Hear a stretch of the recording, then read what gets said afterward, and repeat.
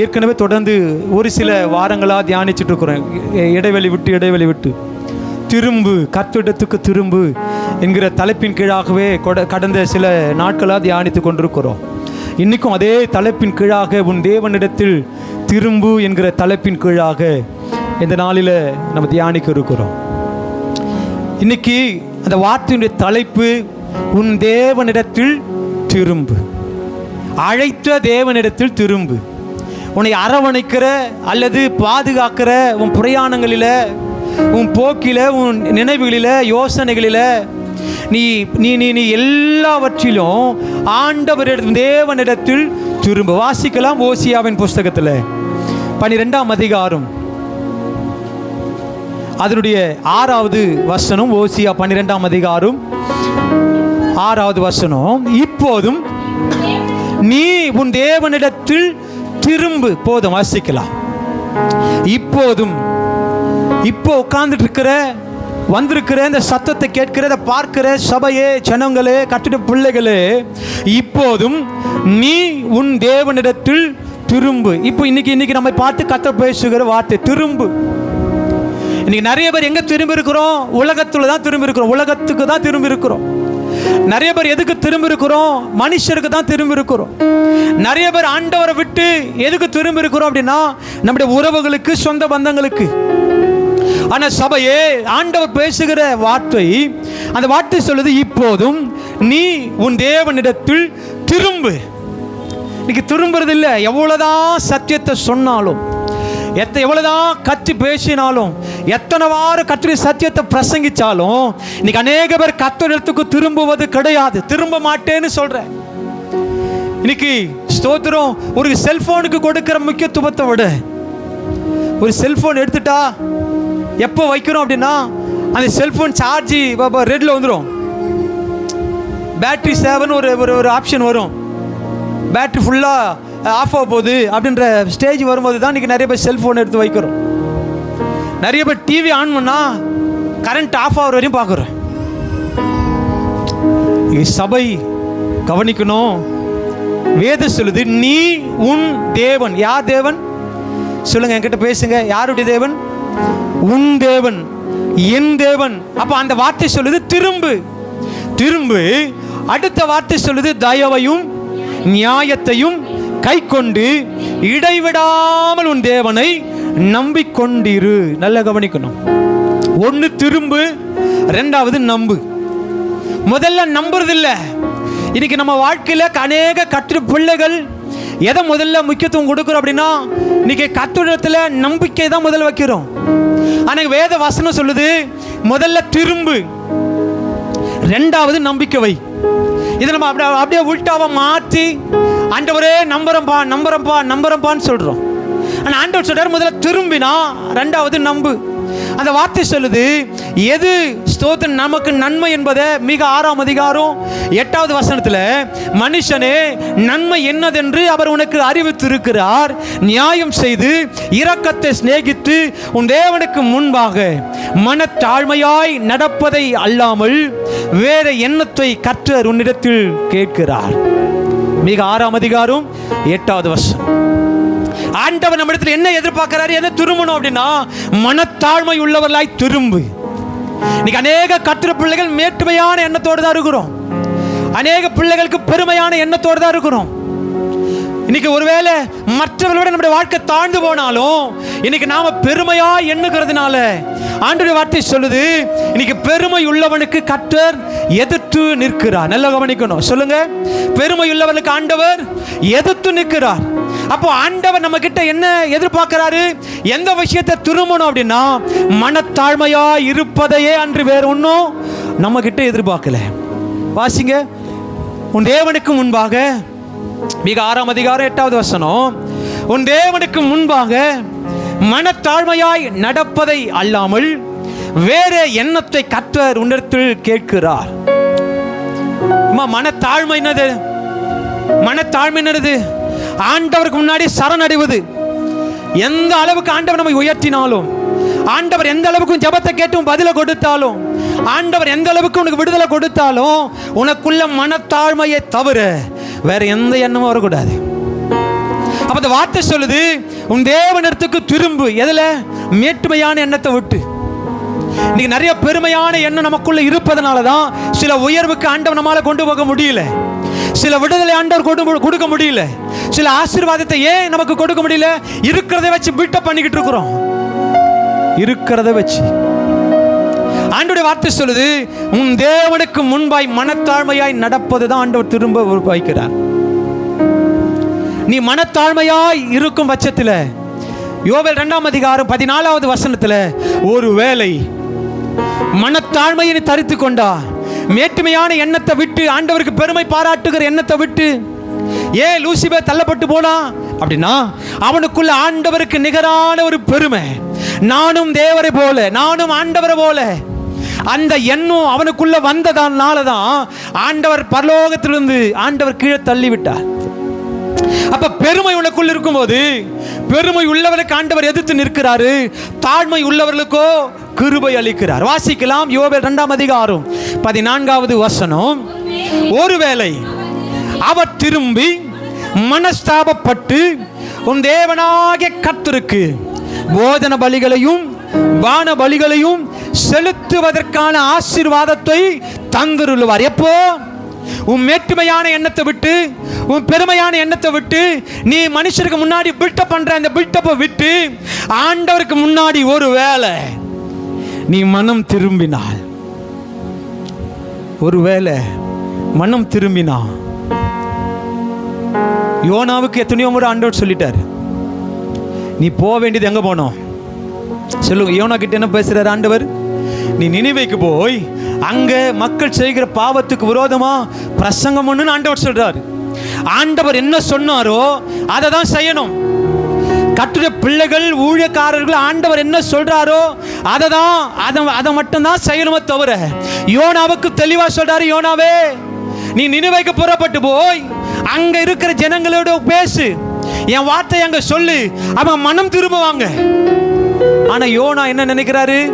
ஆண்டவர் சொன்ன சத்தத்தை கேட்கல, ஆண்டவர் சொன்ன சத்தத்துக்கு முக்கியத்துவம் கொடுக்கல. இவர் நினைக்கிறார், அங்க போனா ஒருவேளை சாகடிச்சிருவாங்களோ, என்ன அடிப்பாங்களோ. இவர் சொன்ன இடத்துக்கு போகாம தர்ஷீஷுக்கு டிக்கெட் எடுத்துட்டு கப்பலில் படுத்துட்டு இருக்கிறாரு. சபை நல்லா உணர்ந்து கொள்ளுங்க, ஆண்டவர் சொன்ன இடம் நினைவே, இவர் பிளான் பண்ணி இவரா தெரிந்து கொண்ட இடம் தர்ஷீஷ்.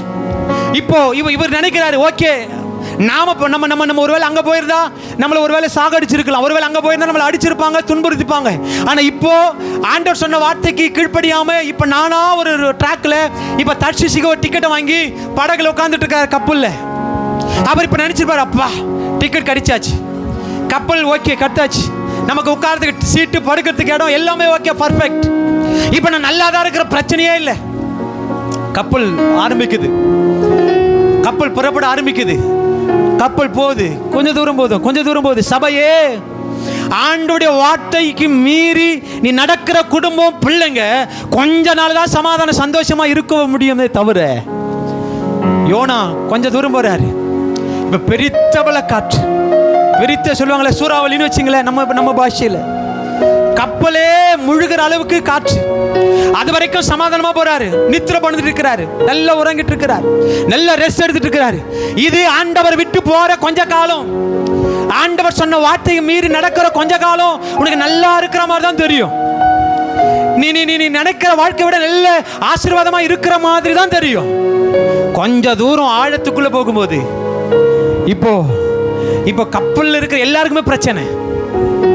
ஒரே ஒரு ஆளை குறிச்சி, ஒரே ஒரு ஆளின் மூலமா வந்த பிரச்சனை எல்லாம் மாலுமையும் சேர்த்து கப்பலே முழுகிற அளவுக்கு. அது எத்தனை பேர் போனாங்களோ, 1000 பேர் போயிருந்தாலும் 1000 பேருக்கும் பிரச்சனை ஒரே ஒரு ஆளால.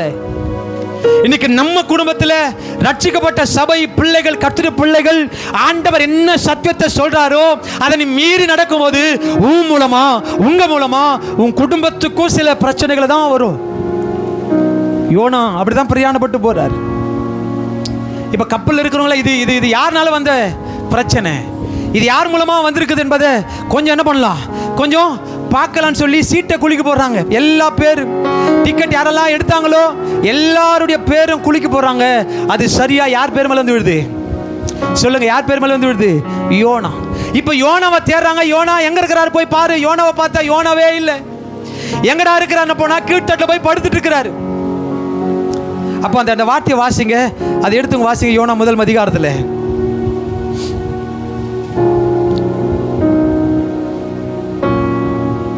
4வது வசனம் 5வது வசனம் 5வது வசனத்தில் சொல்றாங்க, இப்ப சரி பெருங்காற்று வந்துச்சு, இப்ப கப்பல் உடையும் என்று நினைக்கத்தக்க பெரிய கொந்தளிப்பு உண்டாயிற்று. அப்போது கப்பற்காரர் பயந்து அவனவன் தன் தன் தேவனை நோக்கி வேண்டுதல் செய்யி பாரத்த கப்பல் இருக்கிற லேச, அந்த கப்பல் இருக்கிற லோடு ஒருவேளை லேசாக்கினா, ஒருவேளை சரக்குகள் சமுத்திரத்தில் எரிந்து விட்டா, யோனாவோ வென்றால் கப்பலின் கீழ்த்தட்டில் இறங்கி போய் படுத்துக்கொண்டு அயர்ந்த நித்துரை பண்ணி கொண்டிருக்க. பிரச்சனை வருது தெரியல. இன்னைக்கு பிரச்சனை குடும்பத்துள்ள வந்திருக்குது என்பது நிறைய பேருக்கு தெரியல. பிரச்சனை ஆரம்பிச்சிருக்குது என்பது நிறைய பேருக்கு தெரியல. இது பிசாசு சில பிரச்சனைகளை உண்டாக்குவதற்கு முயற்சி எடுக்கிறான் என்பது தெரியல. ஏன்?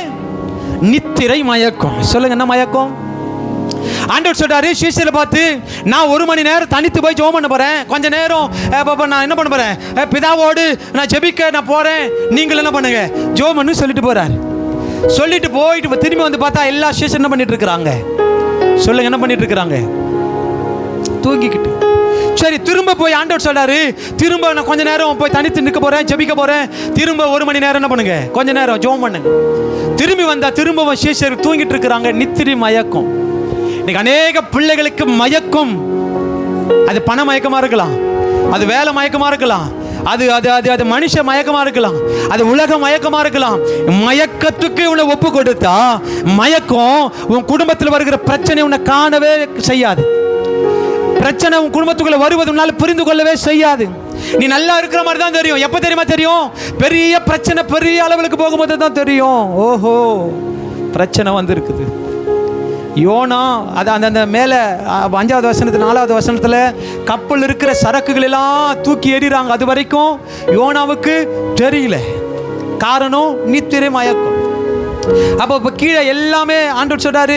அப்போ மாலுமி வந்து சொல்றாரு, நீங்க எல்லாம் மாலுமி யோனா கிட்ட வந்து நீ நித்திரை பண்ணுகிறது என்ன, எழுந்து நின்று உன் தேவனை வேண்டுகொள். ஒருவேளை அவர் என்ன பண்ணலாம், அழிந்து போகாதபடி சுவாமி ஒருவேளை நம்மை நினைத்தருளுவார்.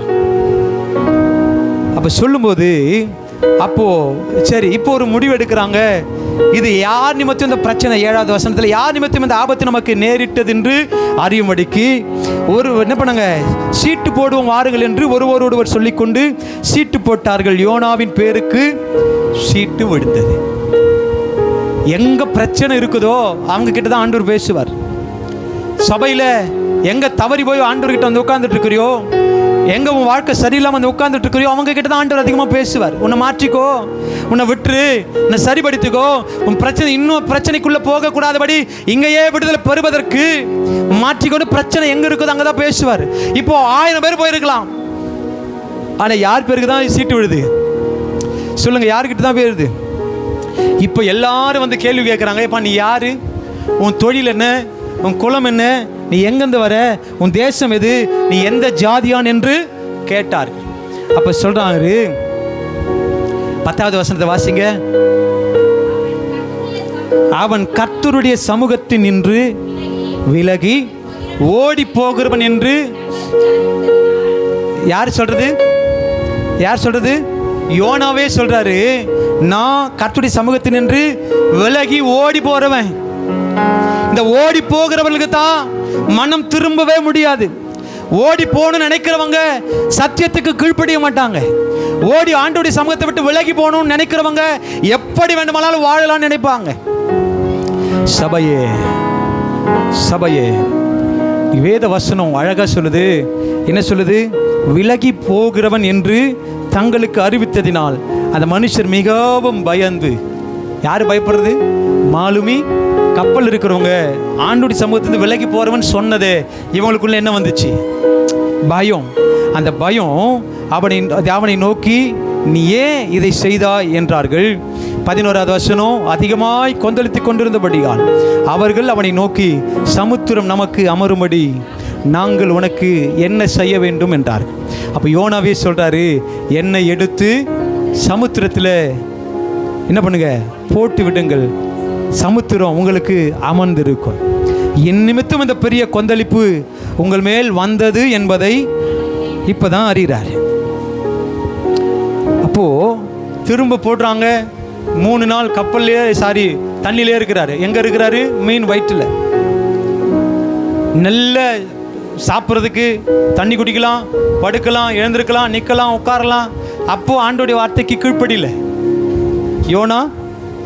ஆண்டவர் நல்ல சுகத்தை, பலனை, ஆரோக்கியத்தை அவன் என்னென்ன நினைக்கிறாங்களோ அதெல்லாம் செய்வதற்கு ஆண்டவனை ஒரு சூழ்நிலை உருவாக்கி கொடுக்கும்போது யோனாவுக்கு தெரியல. விட்டு எங்க கர்த்தருடைய சமூகத்தை விட்டு விலகி போன உடனே 3 நாள் மீன் வயிற்றுக்குள்ள இருக்கிறாரு. நிற்க முடியுமா? படுக்கிறதுக்கு கால் நீட்டிங்கன்னு படுக்க முடியா? தண்ணி மீன் என்ன சாப்பிட்றது அதுதான் இவர் என்ன பண்ணணும். அப்போ இரவும் பகலும் பூசியாம குடியாம இப்போ ஜெபம் பண்றாரு. ஆண்டவர் தரையில, வீட்டில், வனாந்தரத்தில், காட்டில், மரத்தில், எங்கேயோ எங்க வேணா முட்டி போடலாம், எங்க வேணாலும் நின்று ஆண்டவர் கூப்பிடலாம். அந்த சூழ்நிலை உருவாக்கி கொடுக்கும்போது யோனா அறியல, புரிஞ்சு கொள்ளல, தெரியல. மீன் வயிற்றுக்குள்ள குடியாம புசியாம 3 நாள் இரவும் பகலும் மீன் வயிற்றுக்குள்ளிருந்து ஜெபிக்கிறாரு. என்ன ஜெபிக்கிறாரு? ஆண்டவரே, வாசிங்க 17வது வசனத்தில், யோனாவை போட்ட உடனே ஒரு பெரிய மீனை கர்த்தர் ஆயத்தப்படுத்தி இருந்தார். அந்த மீன் வயிற்றிலே யோனா இராப்பகல் 3 நாள் என்ன பண்ணல இருந்தார். அதில் ஸ்தோத்திரம் முதல் வசனம், அடுத்த 2ஆம் அதிகாரத்தில் முதல் வசனம் சொல்லுது, அந்த மீனின் வயிற்றிலிருந்து யோனா தன் தேவனாகிய கர்த்தரை நோக்கி விண்ணப்பம் பண்ணி, நான் என் நெருக்கத்திலே நான் கர்த்தரை நோக்கி கூப்பிட்டேன், அவர் எனக்கு உத்தரவு அருளினார். நான் பாதாளத்தின் வயிற்றிலிருந்து கூக்குரலிட்டேன், நீர் என் சத்தத்தை கவனிக்கணும். உனக்கு நல்ல சூழ்நிலை ஆண்டவர் கொடுத்திருக்கிறாரா? இப்போவே முழங்கல் படிட்டு ஜெபம் பண்ணு. இப்போவே திறப்புல நில்லு. இப்போவே நீ எதெல்லாம் மாறணுமோ, மனம் திரும்பணுமோ இப்போ ஒப்பு கொடு. அதுதான் நம்ம ஏற்கனவே வாசித்தது போல யோவேல் 2:14, ஒருவேளை அவர் திரும்பி மனஸ்தாபப்பட்டு உங்கள் தேவனாகிய கர்த்தர் உங்களுக்கு ஆசீர்வாதத்தை தந்தருள்வார். எப்போ? மனஸ்தாபப்படணும். கர்த்தரை விட்டு எதெல்லாம் பின்மாற்றத்துக்குள்ள போயிட்டு இருக்கிறியோ, எதெல்லாம் விட்டு ஆண்டோடைய வார்த்தைக்கு கீழ்ப்படியாம திரும்பாம இருக்கிறியோ, அதை மனஸ்தாபப்படுற வரைக்கும் உனக்கு நெருக்கம் இருக்கும். எங்க மீன் வயிற்றுக்குள்ள போய் ஜெபம் பண்றாரு, ஆண்டவரே எனக்கு விண்ணப்பத்தை கேளுங்க, என் சத்தத்தை கேளு. ஆண்டவர் சொல்றாரு, இப்ப இருக்கிற சூழ்நிலையில ஜெபம் பண்ண விட்டு விடுதலை கொடுக்கிறேன். ஏன் பிரச்சனை போய் மாட்டிக்கிட்டு? ஏன்? அதான் சகரியா 1ஆம் அதிகாரம் 3வது வசனத்தை சொல்றாரு, ஆகையால் நீ அவர்களை நோக்கி சேனைகளின் கர்த்தர் உரைக்கிறது என்னவென்றால், என்னிடத்தில் திரும்புங்கள், அப்பொழுது நான் உங்களிடத்துக்கு திரும்புவேன். சபையே போராடியும் பெற்றுக்கொள்ள முடியாத ஆசீர்வாதம், போராடியும் பெற்றுக்கொள்ள முடியாத உயர்வு, போராடியும் சில நன்மையை பார்க்க முடியாத வாழ்க்கையில் ஆண்டவர் சொல்றாரு, மனஸ்தாபப்படணும். எதெல்லாம் ஆண்டவருக்கு விரோதமாக செய்திருக்கிறியோ மனஸ்தாபப்படணும். எதெல்லாம் ஆண்டவருக்கு பிடிக்காத குணாதிசயம் உங்ககிட்ட இருக்குதோ மனஸ்தாபப்படணும். எதெல்லாம் ஆண்டவர்கிட்ட இருந்து உன்னை தூரப்படுத்துதோ மனஸ்தாபப்படணும். எதெல்லாம் ஆண்டவருக்கு சரியான நேரத்தை கொடுக்க முடியாம தடையா வருதோ மனஸ்தாபப்படணும். ஆண்டவர் சொல்ற, நீ திரும்பு, நீ என்கிட்ட திரும்பு, நான் உங்ககிட்ட திரும்புறேன். அப்ப கர்த்தர் பிள்ளைகள் மல்கியா 3ஆம் அதிகாரம் 7வது வசனத்தை சொல்லுது, நீங்கள் உங்கள் பிதாக்களின் நாட்கள் தொடங்கி என் கட்டளைகளை கை கொள்ளாமல் அவைகளை விட்டு விலகி போனீர்கள். ஆண்டவர் சொல்றாரு, என் கட்டளைகளை நிறைய பேர் கை கொள்ளலையே. ஆண்டவர் சொல்றாரு, நிறைய பேர் விலகி போயிருக்கிறியே, என்னிடத்துக்கு திரும்பு. மல்கியா 3:7 என்னிடத்து திரும்பு, அப்பொழுது உங்களிடத்துக்கு திரும்புவேன் என்று சேனைகளின் கர்த்தர் சொல்லுகிறார். இப்போ இவங்க கேட்குறாங்க, நாங்கள் எந்த விஷயத்தை திரும்பாம போயிருக்கிறோம் ஆண்டவரே? என்ன கேட்குறாங்க? நாங்கள் எந்த விஷயத்தில் திரும்பாம இருக்கிறோம்? வாசிங்க அடுத்த வசனம், 8வது வசனம், மனுஷன் தேவனை வஞ்சிக்கலாமா? நீங்களோ என்னை வஞ்சிக்கிறீர்கள். அப்போ வஞ்சிக்கிற அந்த வார்த்தைக்கு என்ன அர்த்தம்? ஏமாத்துறோன்னு அர்த்தம். சொல்லுங்க, என்ன வார்த்தை? ஏமாத்துறோம். மனுஷன் தேவனை வஞ்சிக்கலாமா? நீங்க என்ன வஞ்சிக்கிறீங்க? அப்ப எதிலெல்லாம் ஏமாற்றிட்டு இருக்கிறோமோ அவைகளில் ஒரு தீர்மானம் விடுங்க, இனி ஏமாற்ற மாட்டான். அது அழகா பாடுறாங்கல்ல, நான் கீழ்ப்படிவேன் இன்றே செயல்படுவேன், நான் கீழ்ப்படிவேன். இன்றே செயல்படுவேன், நான் வாழ்ந்து காட்டுவேன். என்ன நம்புங்கப்பா, இனி வாழ்ந்து காட்டுவேன். என்ன நம்புங்கப்பா, என்ன நம்புங்கப்பா, எங்களை நம்புங்கப்பா. என்ன நம்புங்கப்பா, எங்களை. ஆண்டவர் சொல்றாரு, நீ பிதாக்களின் நாட்கள் தொடங்கி என் கட்டளைகளை கை கொள்ளாம போயிட்டீங்களே, விலகி போயிட்டீங்களே. ஆண்டவர் மனஸ்தாபப்படுகிறார். ஆனால் இன்னைக்கு நாம மனஸ்தாபப்படுவது இல்லை. நம்மை குறித்த திட்டம் இன்னைக்கு நடைபெறாம, தேவ சித்தத்தில் நீ ஓடாம நீ பின்மாற்றத்துக்குள்ள போயிட்டே இருக்கிற ஆண்டவர் மனஸ்தாபப்பட்டு இருக்கிறாரு. ஆனா நாம நினைக்கிறோம், உலகம் எனக்கு சந்தோஷம் கொடுக்குது, பணம் எனக்கு சந்தோஷம் கொடுக்குது, வேலை எனக்கு சந்தோஷம் கொடுக்குது, நண்பர் எனக்கு சந்தோஷம் கொடுக்குறான்னு ஆண்டவர்கிட்ட ஓடிட்டு இருக்கிற. ஆண்டவர் சொல்றாரு, என்னை ஏமாத்திட்டே இருக்கிறியே.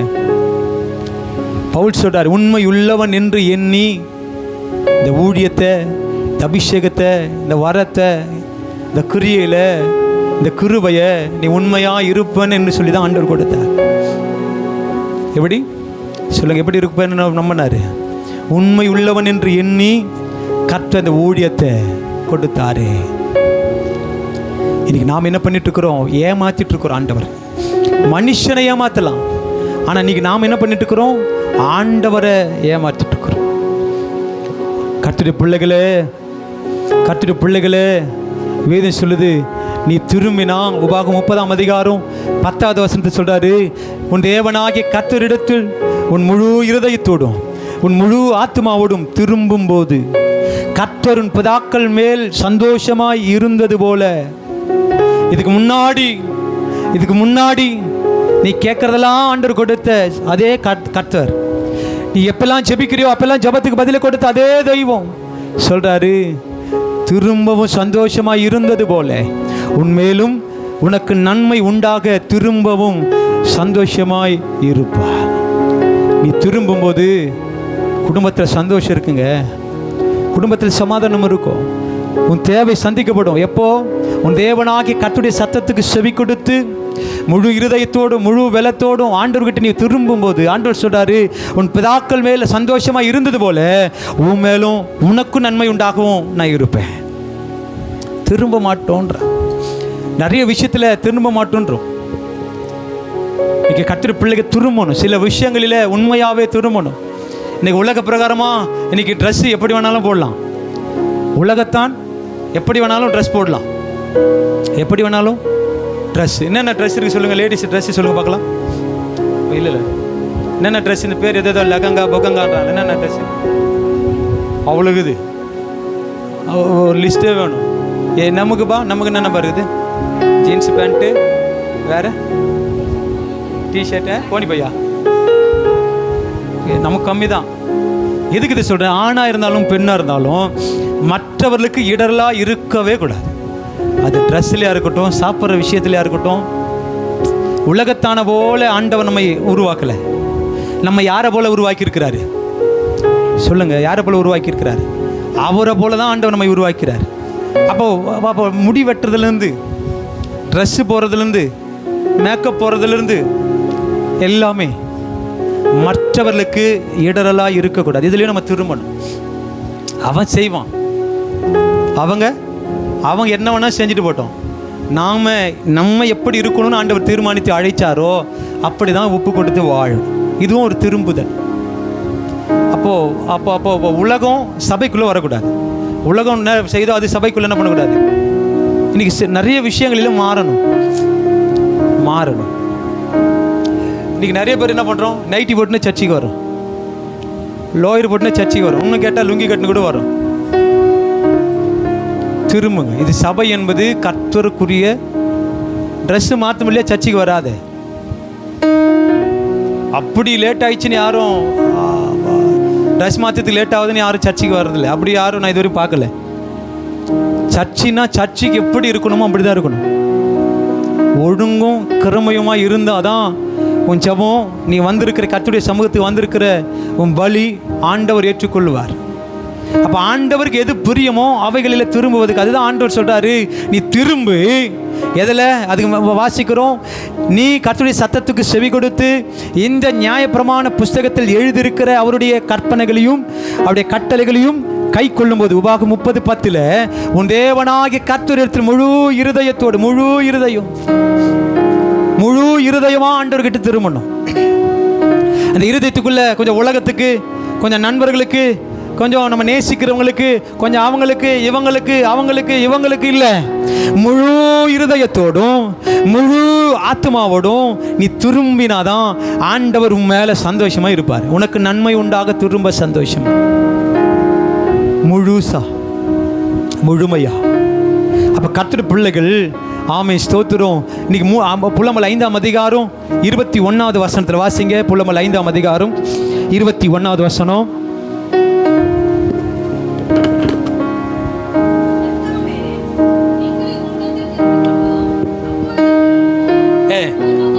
பூர்வ காலத்தில் இருந்தது போல எங்கள் நாட்களை புதியவைகளாய் மாற்ற.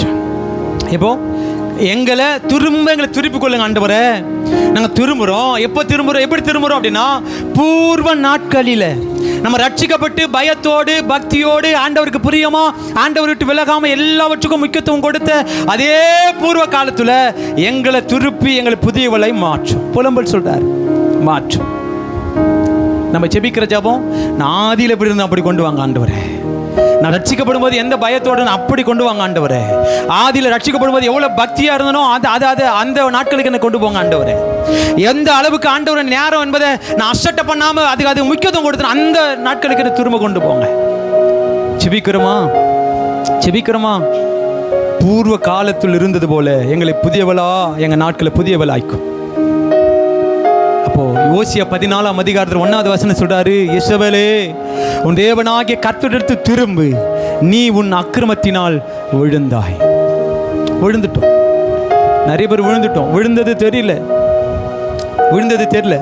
இது முன்னாடியெல்லாம் சைக்கிள் ஓட்டும் போது கத்துக்கிற ஸ்டேஜில் மெரிக்கிறோமோ இல்லையோ, ஆனால் விழுந்ததை யாருமே பார்க்கக்கூடாதுன்னு தான் நம்ம சரி பண்ணியிருக்கிறோம். நிறைய முறை பார்த்துக்கிறீங்களா, கவனிக்கிறீங்களா? விழுந்துட்டா உடனே சைக்கிள் தூக்குற மாதிரி நம்ம எழுந்து நின்றுப்போம், விழாத மாதிரி, விழுந்தது தெரியக்கூடாதுன்னு. ஆனால் ஆண்டவர் சொல்றாரு, நிறைய பேர் விழுந்துட்ட, எனக்கே தெரியுதுன்னு ஆண்டவர் சொல்றாரு. விழுந்துட்ட, எவைகளை விழுந்துட்டோம்? நீ உன் அக்கிரமத்தினால் விழுந்தாய். அப்போ விழுந்திருக்கிற நம்ம வாழ்க்கையில ஆண்டவர் நீ சொல்றாரு, திரும்ப எழுந்திருக்க வேண்டும் என்று சொல்லி. திரும்ப. அப்ப 2வது வசனத்துல, வார்த்தைகளை கொண்டு கர்த்தரிடத்தில் திரும்புங்கள், அவரை நோக்கி, தேவரீர் எல்லா அக்கிரமத்தையும் நீக்கி எங்களை தயவாய் அங்கீகரித்தருளோம், அப்பொழுது நாங்கள் எங்கள் உதடுகளின் காளைகளை செலுத்துவோம். சபையே, இந்த வார்த்தை சொல்லுது, எங்களை திருப்புங்க ஆண்டவரே, எல்லா அக்கிரமத்தையும் நீக்கி எங்களை தயவா அங்கீகரித்து கொள்ளும். எத்தனை பேருக்கு நிச்சயம் ஆண்டவர் இன்னைக்கு நான் ஆராதனை வந்து அவரை மகிமைப்படுத்துறது, பாடுறது, ஆராதிக்குது, கர்த்தருடைய வார்த்தை எல்லாவற்றிலும் நான் மகிமைப்படுத்துகிற ஆண்டவர் என் மூலமாக சந்தோஷப்படுறார் என்கிற நிச்சயம் எத்தனை பேருக்குள்ள இருக்குதுன்னு எனக்கு தெரியல. உண்மையாகவே நான் சொல்கிறேன், ஆண்டவர் விரும்புகிற காரியம் திரும்பணும்னு சொல்லி. எதில்? உன் அக்கிரமத்திலே தான் நீ விழுந்துட்டு இருக்கிற, உன் பாவத்தில் விழுந்திருக்கிற, திரும்ப செய்ய மாட்டேன்னு சொல்லி திரும்ப செஞ்சுட்டு இருக்கிற, திரும்ப அதை பார்க்க மாட்டேன்னு சொல்லி பார்த்துட்டு இருக்கிற, திரும்ப அதை கிட்டவே போக மாட்டேன் செஞ்சுட்டே இருக்கிற. ஆண்டவர் சொல்றாரு, அக்கிரமத்தில் விழுந்திருக்கிற சபையே, திரும்ப விழுவாதபடி எழுந்திருக்கணும். திரும்புவதுக்கு கர்த்தர் நமக்கு சொல்றாரு, திரும்ப. எப்படி திரும்பணும்? அவருடைய வார்த்தைகளை கொண்டு கர்த்தரிடத்தில் திரும்ப. அப்போ நிறைய பேர் நம்ம ஜெபிக்க வேண்டிய ஜெபம் என்ன அப்படின்னா, உபவாசத்தோடு அழுகையோடு ஆண்டவர்கிட்ட நம்ம ஜெபிக்கணும். ஆண்டவரே, என் அக்கிரமங்கள் நீங்கட்டும், என் அக்கிரமம் நீங்கட்டும். வாசிக்கலாம், யோவேல் 2ஆம் அதிகாரம் 12வது வசனம் வாசிங்க. யோவேல் 2:12. ஆதலால் இப்பொழுதே உபவாசத்தோடும் அழுகையோடும் புலம்பலோடும் உங்கள் முழு இருதயத்தோடும் என்கிட்ட திரும்ப. எத்தனை பேர் பிரச்சனை, மாறாத பிரச்சனைக்கு எத்தனை பேர் உபவாசம் இருக்கிறோம்? குடும்பத்தில் மாறவே இல்லை, குடும்பத்தில் பெற்றுக்கொள்ளவே முடியல அப்படிங்கிற பிரச்சனைக்கு எத்தனை பேர் உபவாசம் எடுக்கிறோம்? எத்தனை பேர் அழுகிறோம்? ஆண்டவருடைய சமூகத்தில் அழுகிறோம். எத்தனை பேர் உங்கள் ஜெபங்களில் உண்மையாகவே நீங்கள் அழுது ஜெபிக்கிறேன்னு தெரியல. தனிமை என்கிற ஜெபம் நமக்குள்ள இருந்தால் உண்மையாகவே கண்ணீரோடு ஜெபம் பண்ணு. தனிமையாக ஜெபிக்கிறோம், குடும்ப ஜெபத்தில் விட்டுருங்க. தனிமை என்கிற ஜெபம் ஆண்டவரோடு கூட நீ எந்த அளவுக்கு கண்ணீரை விட்டு ஜெபிக்கிறியோ இன்னும் அபிஷேகத்தில் நீ வளருவேன். இன்னும் நான் ஆண்டவர் கனப்படுத்துவார். இன்னும் ஆண்டவர் ஜெபத்துக்கு அவ்வளோ இம்பார்ட்டன்ட். ஜெபத்துக்கு அழுகையோடு ஜெபிக்கிற ஜெபம். வேதம் சொல்லுது, கண்ணீரோடு விதைத்தா கம்பீரத்தோடு. அப்போ கண்ணீரோடு தனிமையில் ஆண்டவரோடு கூட பேசுங்க. கண்ணீரோடு, என்ன ஆண்டவரே, என்ன ஆண்டவரே, கண்ணீரோடு. சின்ன பிள்ளைங்க எல்லாருமே எந்தெந்த சூழ்நிலை மாறலையோ, எந்தெந்த காரியம் உன் வாழ்க்கையில் பெற்றுக்கொள்ள முடியலையோ, ஆண்டுகிட்ட சொல்கிறாரு உபவாசம். முதல்ல உபவாசம். உபவாசம் உண்மையாகவே நம்ம எல்லாருமே எடுக்கணும். ஒரு நாளாவது, அட்லீஸ்ட் ஒரு வேலையாவது. நீங்கள் நிறைய சபைகளில் இந்த லெந்து நாட்களில் ஒரு வேளை உபவாசம் இருப்பாங்க. ஒரு வேளை உபவாசம். அதுக்கு என்ன செலவோ அதை காணிக்க வச்சுட்டு அது முடியும் போது கொண்டு வந்து கொடுப்பாங்க. லெந்து நாட்களும் நமக்கு கிடையாது. டாக்டர் கத்தியை வைப்புன்னா தான் நம்ம ஃபாஸ்டிங் இருக்கிறோம். சாப்பிட்ட அப்போ கர்த்தர் பிள்ளைகள் நம்ம வாழ்க்கையில் வாரந்தோறும் உபவாசம் எடுக்கணும். அது எதுக்கு? நமக்காக, நம்ம குடும்பத்துக்காக. உபவாசத்தோடும் அழுகையோடும் புலம்பலோடும் உங்கள் முழு இருதயத்தோடும் என்கிட்ட திரும்புங்க. அப்போது இன்னும் அடுத்த வசனம் எப்படி திரும்பணுமா? நீங்கள் உங்கள் வஸ்திரங்களை அல்ல, உங்கள் இருதயங்களை கிழிக்கணுமா. அந்த கவனிங்க, வஸ்திரத்தை ஈஸியாக கிழிச்சிடலாம். ஆனால் ஆண்டவர் சொல்கிறாரு, வஸ்திரத்தை கிழிக்கிறதுனால பிரயோஜனம் இல்லை. அப்போ வஸ்திரம் என்னது? கவனிங்க, வஸ்திரத்தை கிழிச்சிடலாம். அது என்ன பட்டாக இருக்கட்டும், என்ன சொல்லுங்கள், என்ன பட்டு, காஞ்சிபுரம் பட்டு, அந்த பட்டு, இந்த பட்டு, எந்த பட்டு இருந்தாலும் கிழிச்சிடலாம். ஆனால் ஆண்டவர் சொல்கிறாரு, வஸ்திரத்தை நான் கிழிக்க சொல்லலை.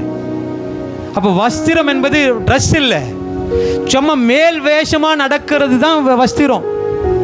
நீ மேல் வேஷம் போட்டுட்டு சபைக்கு முன்னாடி, ஊழியக்காரருக்கு முன்னாடி, விசுவாசிகளுக்கு முன்னாடி நடிக்கிற அதுதான் வஸ்திரம். நான் அந்த வஸ்திரத்தை சொல்லலை. உன் இருதயத்தை கிழிக்கணும். உன் இருதயம் உடைக்கப்படணும்.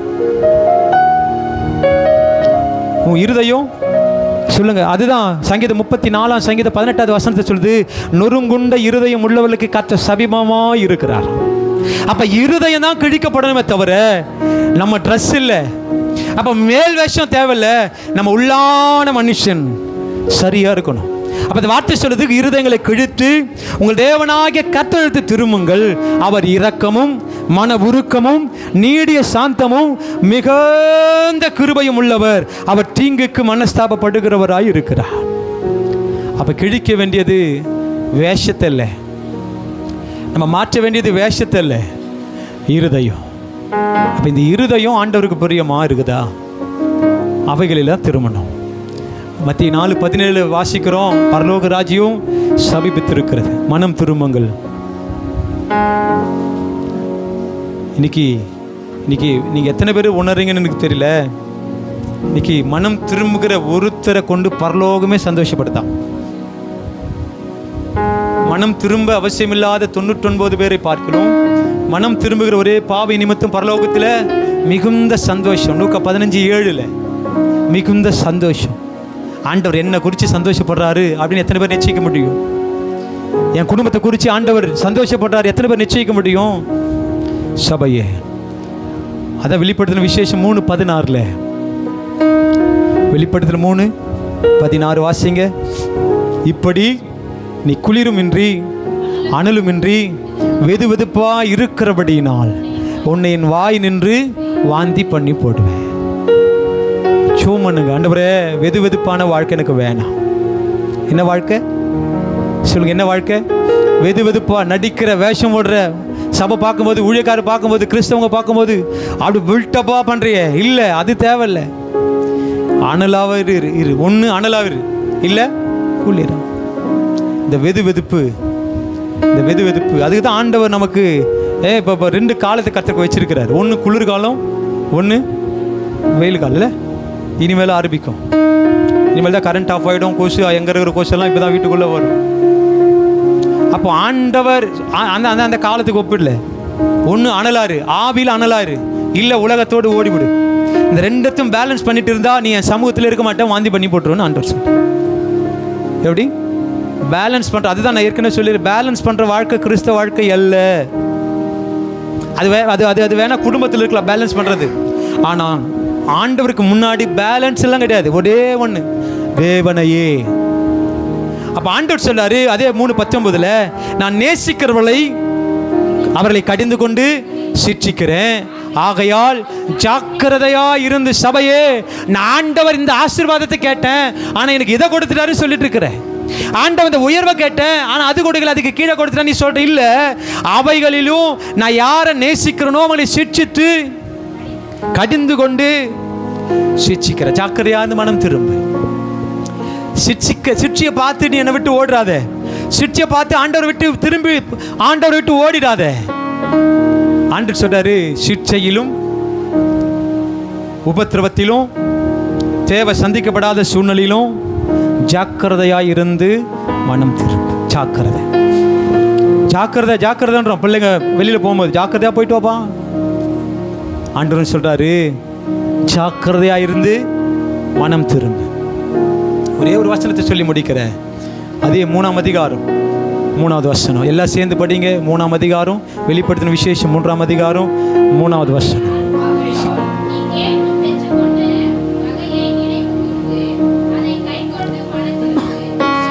நீ விழித்திராவிட்டால் திருடனை போல உன் மேல வருவேன், நான் உன் மேல் வரும் வேலையை அறியாதிருப்பாய். நான் முடிக்கிறேன். நீ கேட்டு பெற்றுக்கொண்ட வகையை நினைவு கூர்ந்து அவை என்ன பண்ணுங்க, கை கொண்டு மனம் திரும்பு. ஆண்டோடைய சத்தியத்தை கை கொள்ளுங்க. ஆண்டோட வார்த்தைக்கு முக்கியத்துவம் கொடுங்க. ஆண்டோடைய ஆலயத்துக்கு முக்கியத்துவம் கொடுங்க. ஆண்டோடைய நேரத்துக்கு முக்கியத்துவம் கொடுங்க. அந்த வார்த்தையை சொல்லுது, கை கொண்டு மனம் திரும்பு. கை கொண்டுனா ஒரு நாள் இல்லை, அது தொடர்ந்து மனம் திரும்பு. நீ விழித்திராவிட்டால் திருடனை போல உன் மேலே வருவேன், நான் வரும் வேலையே நீ அறியாது இருப்பாய். அப்போ கர்த்தருடைய பிள்ளைகளே, வேதம் சொல்லுது, மனம் திரும்பு. ஒரே ஒரு கேள்வி கேட்டுட்டு நான் முடிக்கிறேன். எத்தனை பேருக்கு ஆண்டவர் என்னை பார்த்துட்டே இருக்கிறார் என்கிற உணர்வு இருக்குது? கரங்களை வைத்திங்க பார்க்கலாம். ஆண்டவர் என்னை பார்த்துட்டே இருக்கிறாருங்க, ஆண்டவர் என் மேலே கண்ணோக்கமாக இருக்கிறார். எத்தனை பேர் சொல்ல முடியும்? அப்போது நம்ம என்னென்னலாம் செய்கிறோம் என்பது ஆண்டவருக்கு தெரியுமா தெரியாதா? எங்கே மிஸ் பண்ணுறோன்றது ஆண்டவருக்கு தெரியுமா தெரியாதா? எங்கே அசட்டை பண்ணுறோம் என்பது ஆண்டவருக்கு தெரியாதா? தெரியும். எங்கே லேட் ஆகுது என்பது ஆண்டவருக்கு தெரியுமா தெரியாதா? எல்லாவற்றையும் அறிஞ்சிருக்கிறேன். ஆண்டவர் சொல்கிறாரு, மனம் திரும்பு. நீ கேட்டு பெற்றுக்கொண்ட வகையை நினைவு கூர்ந்து அதை கை கொண்டு மனம் திரும்பு. நீ விடுத்திராவிட்டால் திருடனை போல உன் மேலே வருவேன். அப்போ கர்த்தருடைய பிள்ளைகள் திரும்பும். எங்கே திருப்பணும்? தேவனிடத்துக்கே திரும்பணும். அழைத்த அப்பா கிட்டே திரும்புங்க. இரவும் பகலோனை காப்பாற்றி அடிக்கடி தண்ணி நமக்கு கொடுத்து நம்ம பசுமையாக வாழ செய்கிற அந்த ஆண்டவரிடத்துக்கு நாம் திரும்பணும். அப்போ ஆண்டவர் அழைத்த ஆண்டவர்கிட்ட நீ நிறைய பேர் உருவாக்கிட்ட பேர், ஆண்டவர் சில அபிஷேகங்களை கொடுத்த பேர், ஆண்டவர் சில மகிமையாக நம்ம வாழ வைக்கும்போது நம்ம நிறைய பேர் என்ன பண்ணிட்டு இருக்கிறோம்? இதுவே போது ஆண்டவர்னு ஓடிட்டுருக்கோம். இல்லை, இன்னும் நம்ம மகிமையாக வாழ வைப்பதற்கு, இன்னும் சிறந்து விளங்குவதற்கு, இன்னும் நற்சாட்சி பெறுவதற்கு, இன்னும் சாட்சியாக வாழ்வதற்கு ஆண்டவர் நம்மிடத்தில் எதிர்பார்க்கிறாரு.